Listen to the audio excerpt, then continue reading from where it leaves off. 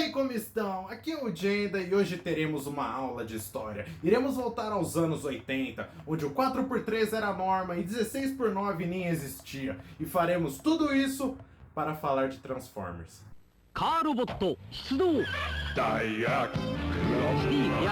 Apesar de hoje serem conhecidos como uma linha de produtos da Hasbro, a ideia para Transformers não nasceu nos States, mas sim no nosso querido Japão, em duas séries diferentes da Takara. A primeira foi Diaclone, lançada em 1980, onde tínhamos uma franquia de bonecos sobre robôs que podiam se transformar em objetos sci-fi, e que posteriormente, em 1982, ganharia uma subsérie focada em transformar robôs em carros. Está tudo se encaixando. A segunda foi Micro Changers, que nasceu com uma subsérie de uma outra linha já de muito sucesso na época, Microman, que tem uma das ideias mais legais que eu já vi para bonecos, onde os Microman na verdade não eram bonecos, mas sim pessoinhas pequenas de outro planeta que viajaram para a Terra e, para não serem descobertas, elas se aproveitaram do seu tamanho de 3.75 polegadas com 20 pontos de articulações e se escondem como bonecos. Então quando você vai numa loja, você não está comprando um boneco, mas sim o próprio Microman. E futuramente, expandindo essa ideia, eles começaram a fazer mais coleções que implicavam que todos os seus brinquedos na verdade são Micromans em disfarce.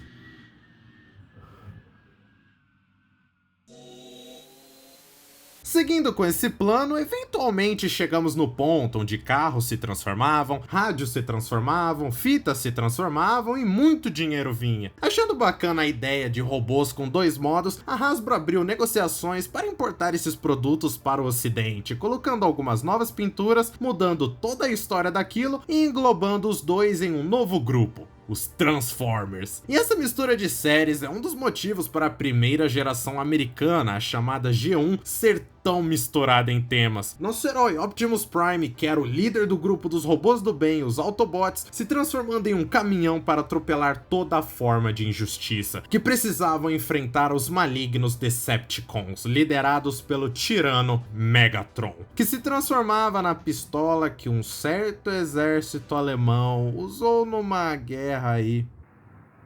Acredita que hoje ele é um tanque genérico? Finalmente lançados em 1984 como The Transformers More Than Meets the Eyes, a marca explodiu de fama e é icônica até hoje. Mas no meio de tantos personagens memoráveis, um deles se destaca, sendo considerado pela Hasbro e Takara como o primeiro Transformer de todos. Nascido na linha Diaclone em 1982, Transformers G1 Autobot Sunstreaker. Essa belezinha é considerado por muitos um dos mais difíceis de ser obtido daquele começo, e ele nunca foi relançado porque ambas empresas dizem não ter mais o molde original dele. Então, sem relançamentos, o único jeito de conseguir um desse é comprar um usado lá daquela época. Mas eu consegui o meu fácil.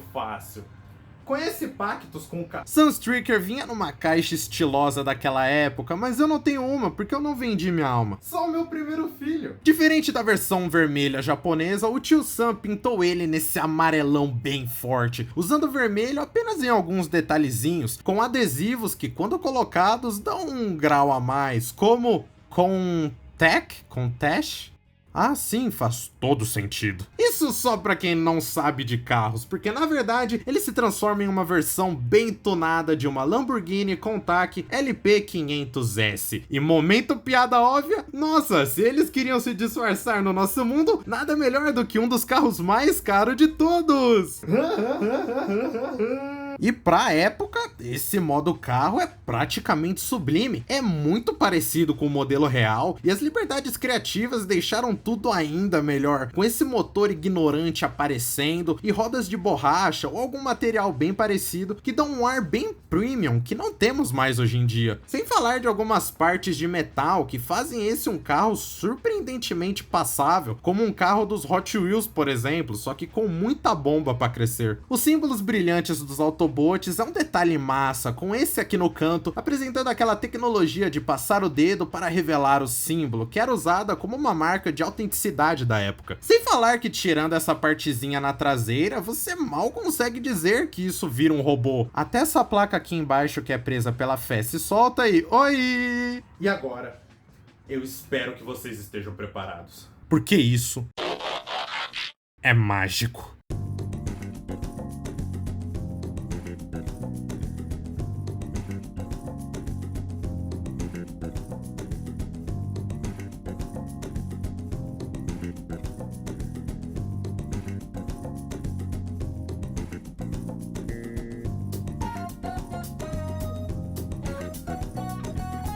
Eu estou sem palavras. Isso, meus amigos e amigas, é história. Sunstreaker se transforma de uma Porsche estilosa para um robô, mas ainda não abandonando seu carro anterior. Os clássicos pés de para-choque, o peitoral de para-brisas e essa cabeça diferentinha com uma escultura muito boa e esses olhos que conseguem ver até os seus piores crimes e esse par de chifres por motivos inexplicáveis. E esses braços sem mãos, já que ela vem junto de seus outros acessórios, que meio que precisam ser encaixados para fechar o look do personagem. Com esses, abre aspas, rocket boosters nos ombros e essas mãos comicamente enormes a la Popeye. E mesma coisa com esses foguetes. Me desculpem, mas isso aqui é pura diversão. Estamos falando de outra época de bonecos aqui, é 1984, as coisas eram diferentes, eu era muito diferente nos anos 80 também. Eu mudei bastante, o meu cabelo cresceu. E toda a imersão que o modo carro passava simplesmente não existe aqui por dois motivos. Primeiro, ele mal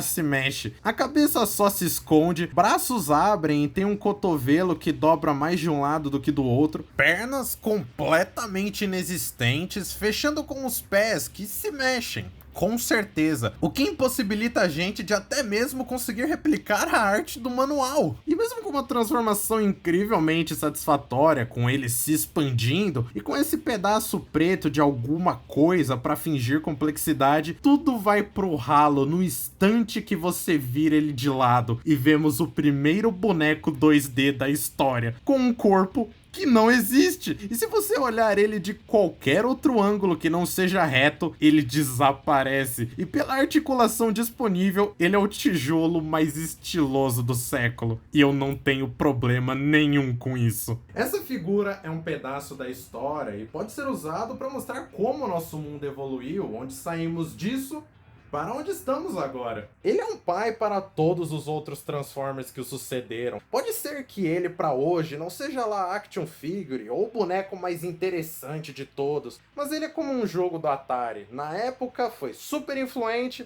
mas 3 anos depois ele já foi superado com jogos muito melhores em tudo.